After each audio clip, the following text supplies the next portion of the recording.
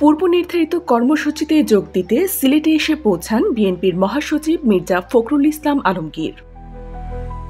সোমবার ৭ জুলাই সকাল ৯টা ২৫ একটি ফ্লাইটে সিলেট ওসমানী আন্তর্জাতিক বিমানবন্দরে অবতরণ করেন তিনি। এ সময় তাকে স্বাগত জানান কেন্দ্রীয় ও স্থানীয় বিএনপির নেতৃবৃন্দ।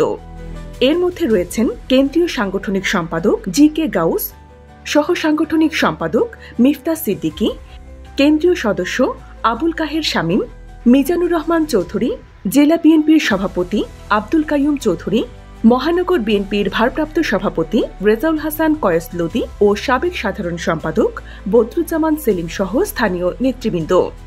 বিএনপির চেয়ারপারসন বেগম খালেদা জিয়ার উপদেষ্টা ও যুক্তরাজ্য বিএনপির সভাপতি এম.এ. মালিকের আমন্ত্রণে এই সফরে মির্জা ফখরুলের সঙ্গে রয়েছেন দলের কেন্দ্রীয় নেতারা।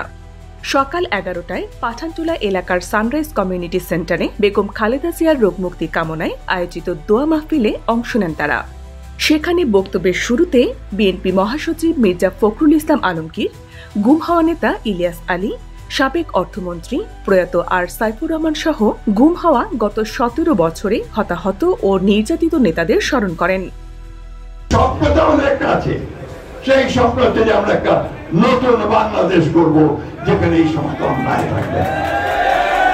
তাই বন্ধুগণ, আমি আজকে আপনাদের কাছে আবেদন জানাতে চাই যে আসুন, আমাদের বিরুদ্ধে যেন খারাপ কথা কেউ বলতে না পারে, আমাদের দিকে আঙুলটাকে কেউ যেন না বলে যে আমরা খারাপ কাজ করছি, কারো জমি দখল করেছি, ব্যবসা দখল করেছি, চাঁদাবাজি করেছি, এই কথা যেন কেউ বলতে না পারে।